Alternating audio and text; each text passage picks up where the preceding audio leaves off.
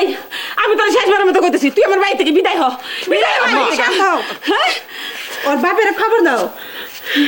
অন্য বাড়ির মায়ের বাতরে তুমি কেন হাত দিবা ওর বাপে আমার লোক কি করছে তুমি ভুলে গেছো বলি নাই তাই তোমার পোলার কি মত হ্যাঁ আর কি মত হ্যাঁ এটা তো নষ্টের গোড়া তুই আর গ্রামে মেয়ে পাইছিলি না না ও জরি মাথাটা ঠান্ডা কর ঠান্ডা করে স্বামীর ঘরে ফিরা যা আমার কোনো স্বামী নাই আমি তো কবুলই কই নাই হায় হায় এটা কি কয় মিলনের সাথে আমার বিয়া না দিলে আমি এখান থেকে যাবো না আই ওই তুই পারবি না বাইরো বাইরো বাইরো বাইরো বাইরো করে দিকে আমার মেয়ের গায়ে হাত দেয় হ্যাঁ ওরে বাপ যেমন বাপ তার তেমন মাইয়া যে অন্যের সঙ্গে বিয়া দিবি করে তার বিচারে দুনিয়াতেই হয় আর তোমার বিচারও তো এই দুনিয়াতে হয়েছে কেন হয়েছে কইতে পারো কারণ তুমি একজন ভদ্রলোকের সাথে সেদিন যা ব্যবহার করছো আর আপনি যাবেন বোনের কথা দিয়া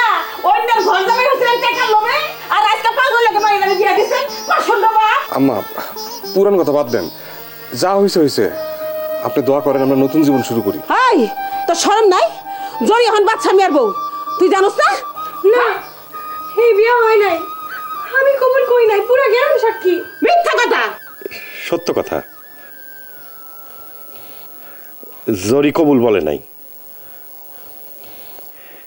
মুক্তা আমারে সব বলছে খালা জরি বিয়ার জন্য কত কষ্ট করছে জরি তুমি আমারে আগে জানাইলে না কেন এই যে আমার চোখে আবার পানি আসতেছে খালা আপনি রাজি হয়ে যান এ তো দিহি আসলেই পাগল আম্মা তুমি খালি একবার কত তুমি রাজি আই মেয়ের বাপ চলে দাঁড় কইরা ও সোনা দানা টাকা পয়সা দিয়ে কেমনে মাইয়ের আমার ঘরে পাঠাইবো হ্যাঁ আমার পোলার কি কোনো দাম নাই আমি কি চাউলের বস্তা দিচ্ছি টাকা দিয়ে আমার কিনতে হইব কেন পোলারে মানুষ করতে আমার পয়সা লাগে নাই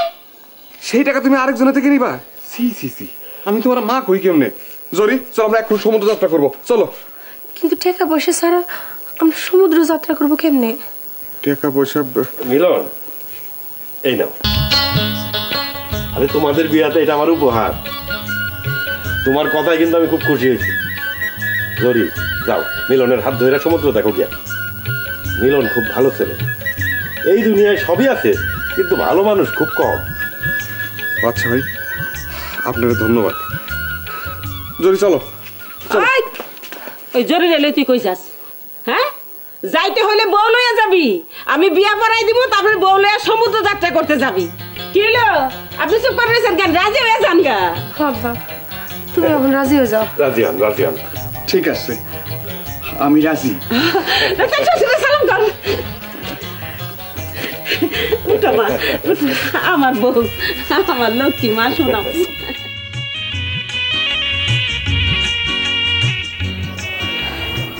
ইস আমরা সত্যি সত্যি সমুদ্র দেখতে যাইতেছি আমার না বিশ্বাস হইতেছে না তা আমরা যখন পৌঁছাবো তো রাইত হয়ে যাবে হোক আমি রাইতে সমুদ্র দেখবো